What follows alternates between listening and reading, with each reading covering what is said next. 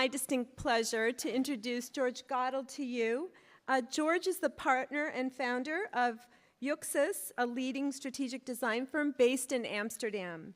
Since their founding, UXUS and their multidisciplinary approach to design, branding, retail, hospitality, and interiors has been widely recognized.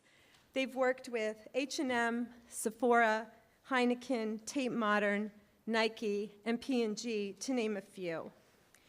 Prior to founding UXUS, George was Global Creative Director at Mandarina Duck and spent many years at Nike, where we were lucky to cross paths.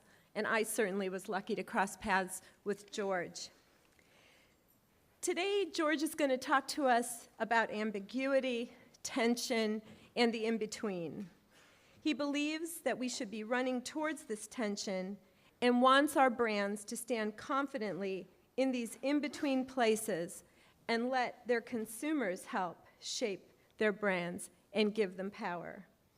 So welcome, George, and thank you for sharing your stories with us. Thank you. No tears. Thank you. Thank you, Karen, for that wonderful introduction. As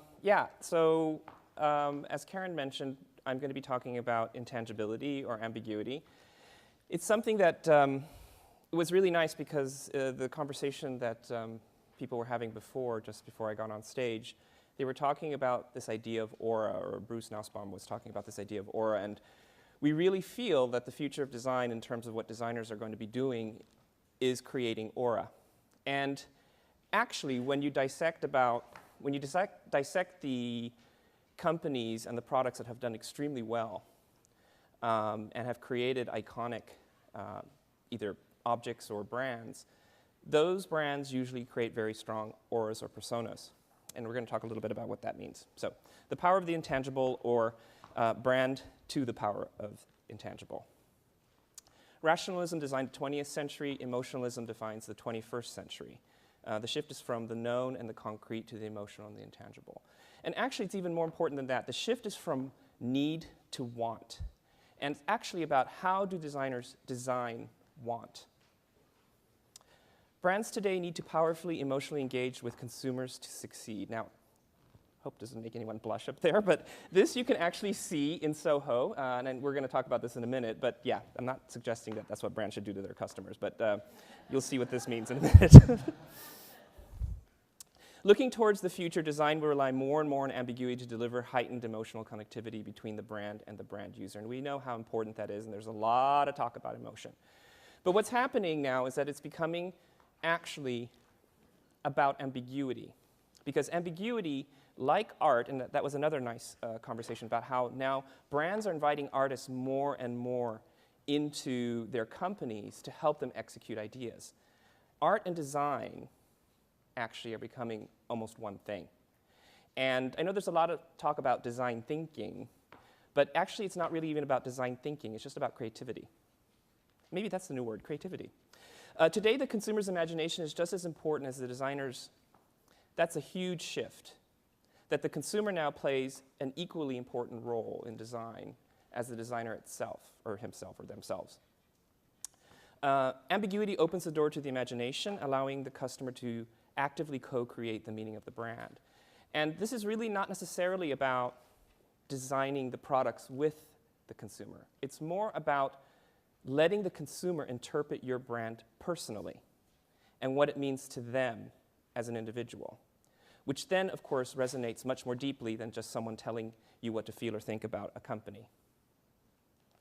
Design that rests in the tension between opposing forces creates highly charged emotional experiences that people connect to and ultimately fall in love with.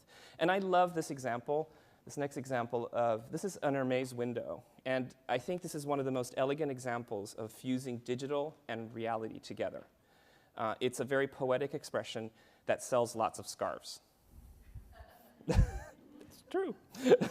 The 21st century's mega brands are using tension to produce powerful brand experiences to capture their consumers, creating semantic markers to guide choice and fostering an automatic bond between consumer and product.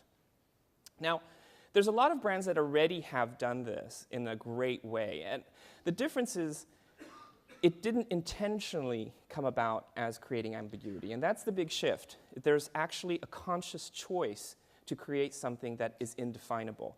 These brands created things that were indefinable and actually illogical. Walking on air, self-developing photographs, and portable music are all instantly recognizable brand signatures that set a precedent and created sociologically powerful experiences.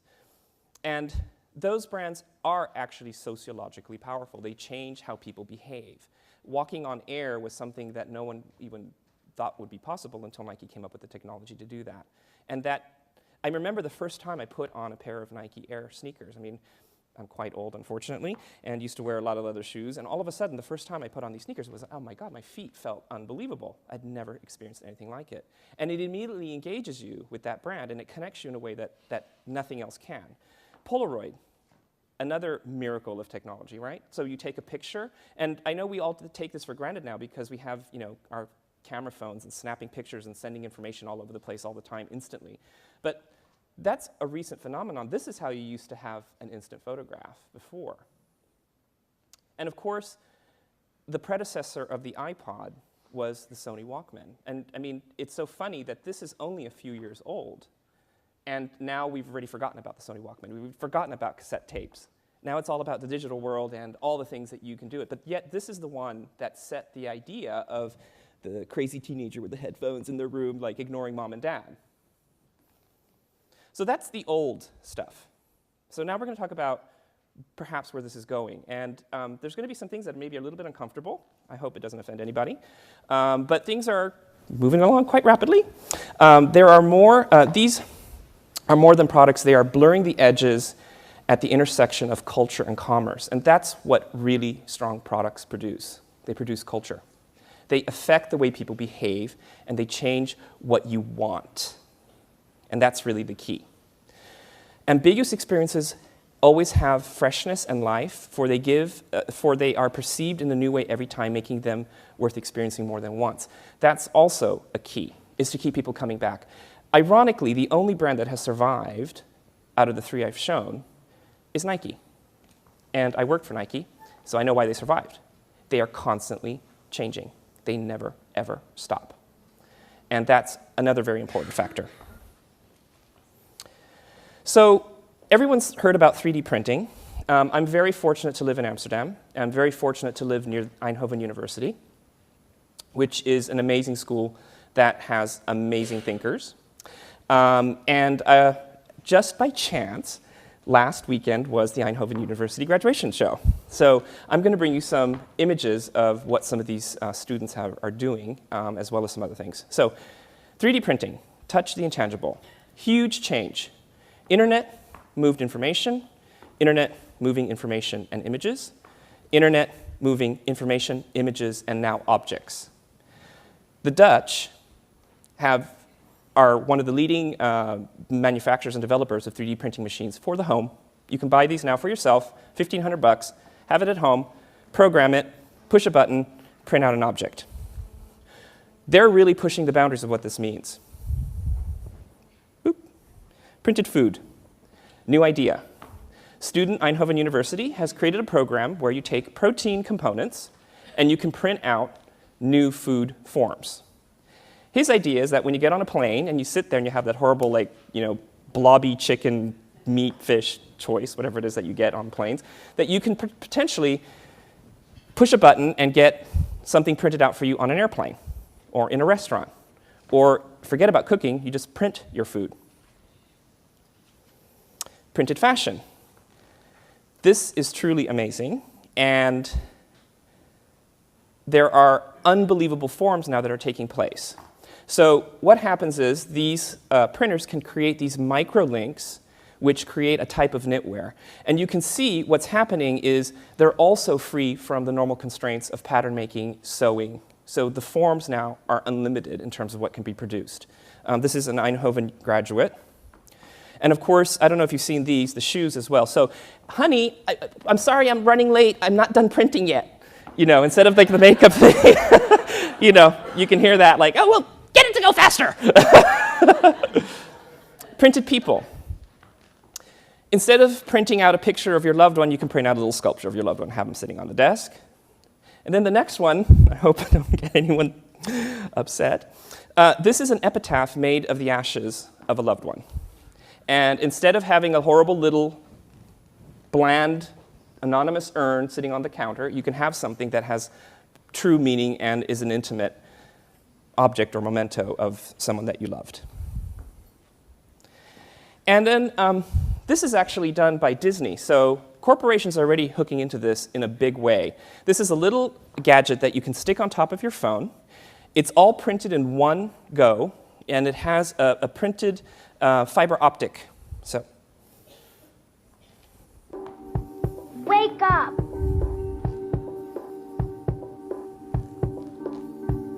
Do you like pizza?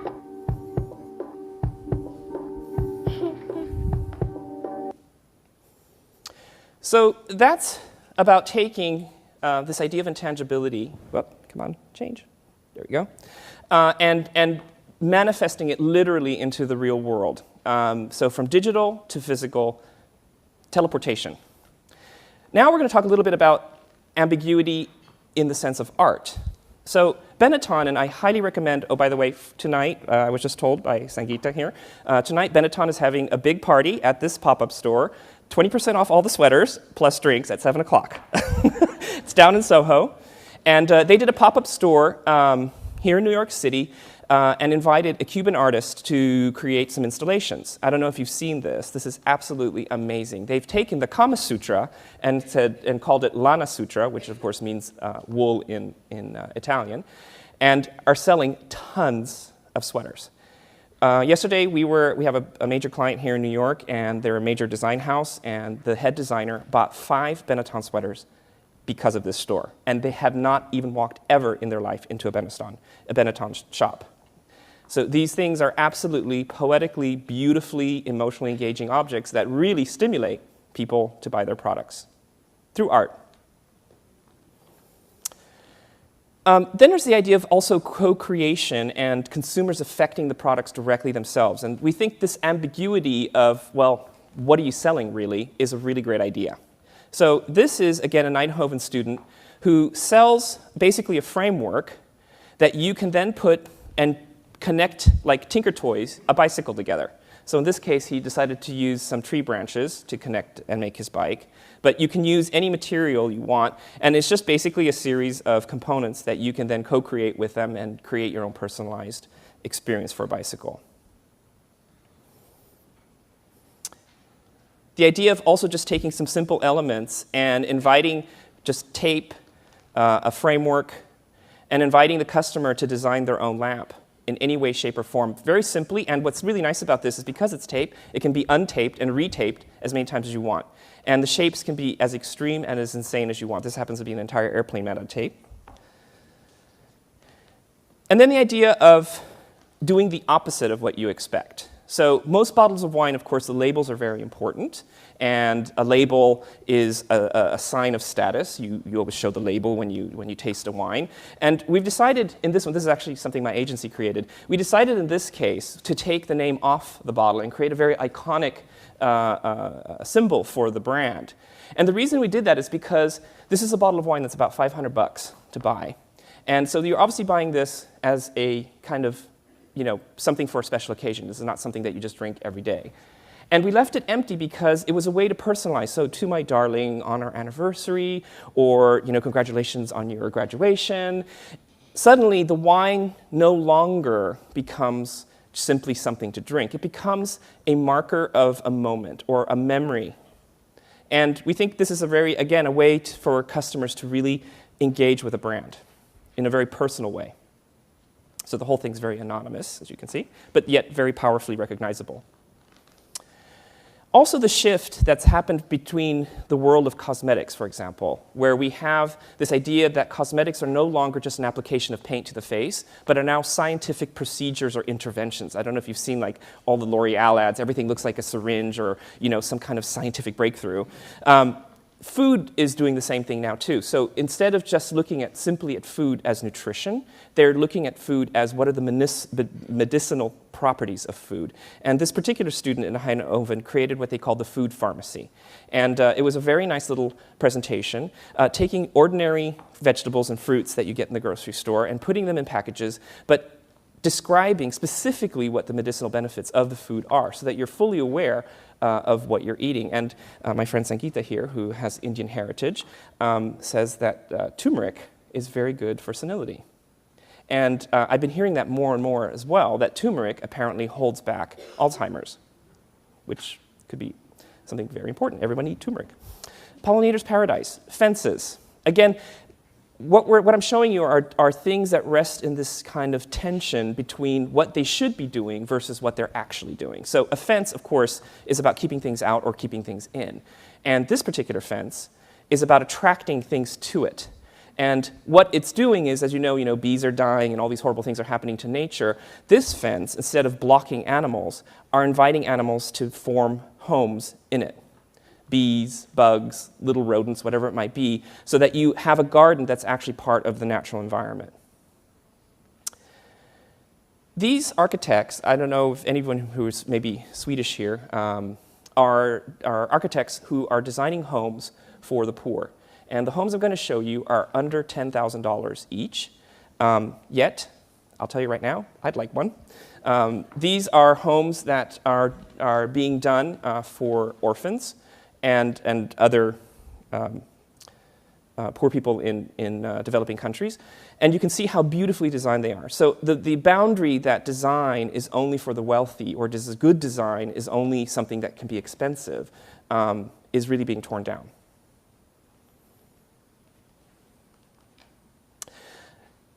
Brands use the power of this ambiguity to really create these markers. And just like the Benetton project that I showed you, H&M, this is a project that our agency did, created the new home collection for their stores. And what we did is we wanted to demonstrate how their products could help transform the home very simply. By using their products, you could create very different looks. And so we created an entire home reflected in 3 dimensions, and then we merchandised the looks onto the this is a good example, onto the furniture itself. So you could see up there, very sophisticated, and down below, very playful and feminine. This created a sensation and really launched this particular brand, this particular category of product for them in the market. It's being rolled out globally. I don't know if they're here in the US yet, but it's been extremely successful for them. And then my last example is from Starbucks, and this is another pop-up experience. And by the way, again, this temporariness is also very important. The same kind of intangibility and ambiguity of something impermanent is really picking up steam. Companies are finding it's very easy to invest in this. It's very easy to really push the boundaries and be experimental. And not only that, people want to be entertained. Part of want is always wanting. And the only way you can always want, and it's kind of a treadmill, is by continuously inventing. So pop-ups are a great way of doing that. And this is quite a shocking, almost unrecognizable Starbucks. This is a little pop-up in Tokyo that Nendo created. And I love this concept. This is a library of thousands and thousands of books. And you can see that it gradiates in color from this creamy color all the way to dark. And that's how you order your coffee. So you pick the color that you want, and you take it to the counter. Here's your menu, and you get your coffee. And not only that, you can take the sleeve off the book, you can read your book, and you put it on your plastic coffee holder. So you have a memento from your experience in this cafe. And it also encouraged you to read the book, because Nendo felt that books and coffee were kind of something symbiotic, and they wanted to emphasize this kind of strange connection. Very cozy. These markers rest in the tension of ambiguous opposites. Intangible multiplied by brand equals the formula where great brand experiences are born. Brand to the power of the intangible. There you go.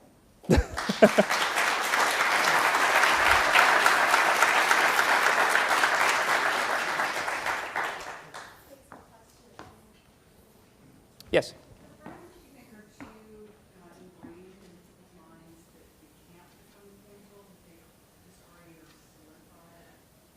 It's absolutely impossible. That anyone can reinvent themselves. Any brand can reinvent themselves. They just have to be smart. Benetton is a brand that's a perfect example. I mean, I never had a very high regard for them. I lived in Italy for many years. We work with their mother company, Autogrill, because we do a lot of restaurants. They're actually owned by this huge Italian conglomerate. And this pop-up store completely changed my opinion of them. And now it's like, oh, they're doing something special. There's a leadership there that's obviously looking really forward and really understanding what people actually want. Yes? I'm wondering if you're consciously thinking about some kind of notions of participatory gestalt and leaving it to the consumer to complete the picture. Absolutely. It's all about personal interpretation. I think that design that leaves something open and ambiguous is where it's at, especially young people. I mean, these kids have grown up with many, many, many layers of information continuously. I mean, they're listening to their iPods, they're watching a film, they're doing their homework, they're talking on the phone. I mean, all at once. So if you don't capture their attention, they're distracted instantly. So something that can break and disrupt the expectation is what everybody's after right now. And then when you get that disruption and you have an invention that's new and exciting, let's look at like the iPhone, for example. I mean, we'll see how long that lasts. It creates a social phenomenon that changes everything.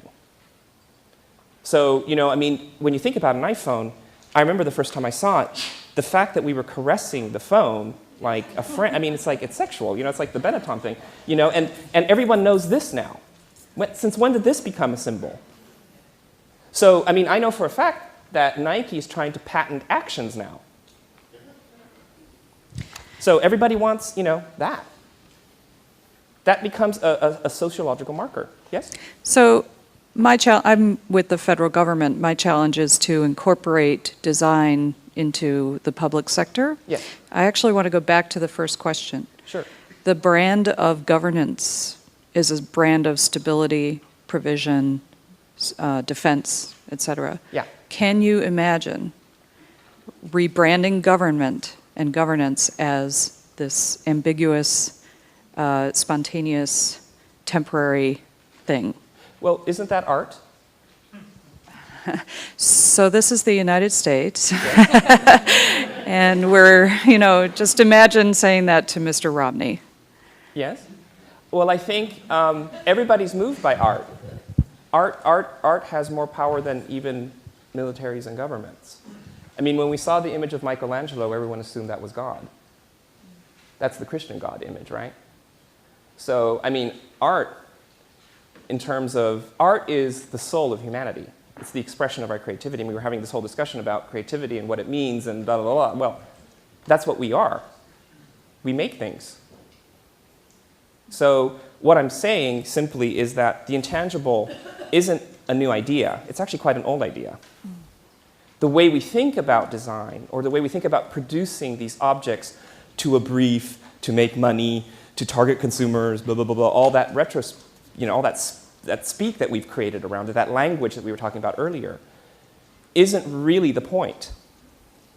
The point is how you engage with the object or the experience that has been designed. And now the shift is not the object anymore, but actually the aura or the intention of what you want the people to feel. And sometimes it's purposeful and sometimes it's accidental. And I think governments and countries, I mean, they're just like any other business, right? You want people to come to the United States, to spend money, to come back, be tourists, use the services, use the products. It's exactly like a company. And the image of the country is very important.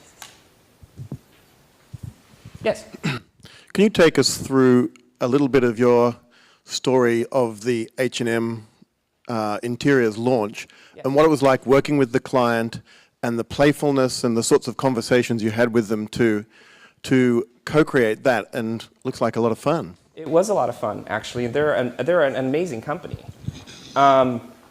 They came to us serendipitously. They happened to be in Amsterdam, and I don't know exactly how they ended up in our office, but they did.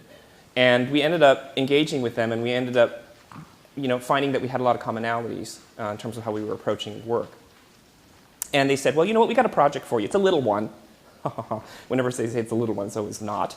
We said, okay, great. Well, okay, we're going to do this new, we have this apparel collection. It's been digital for a very long time. We're going to move it now to brick and mortar. We need a new experience. Here's our problem. We're Swedish, so is IKEA. We're about fashion, we're not about home goods. We need to communicate fun fashion, but we need it for the home. We need a new way of shopping, and unfortunately, it's quite involved. The whole store experience actually breaks all of the rules of shopping. It's not shoppable, it's a showroom. You have to pull little cards out to style. It's a whole different way of shopping. It's a completely different somatic marker in terms of the normal home shopping experience. And they did that on purpose because they did not want to be associated with IKEA. And so we developed that. And then what you saw is actually the exhibition for the launch, not the actual store. The store itself is literally a few cables on the wall with clips and some magnets. The ironic thing is, when we came back to them with the first go-round of design, they said, this is not what we hired you for. This is not creative enough. And we were like, what? They go, we really want something crazy. I'm like, well, what do you mean you want something crazy? No, we want something that no one's ever seen before. And so we came up with this idea about reflecting your personal style. And we made a joke out of it. We said, well, what if the whole house is reflected and suspended in air, and we show actually the stupidity of pink pillows up here and gold pillows down there? And we sketched it up, and they said they loved it. And we came up with this, and it ended up being this absolutely almost Alice in Wonderland experience. When you were standing in the middle of it, you felt like you were falling through the looking glass, and these furniture bits are flying all around you. Huge, huge response. 2 phone books thick, like this of press. Is there another question? George will be joining us at lunch, too, so that people can ask more questions. Thank you.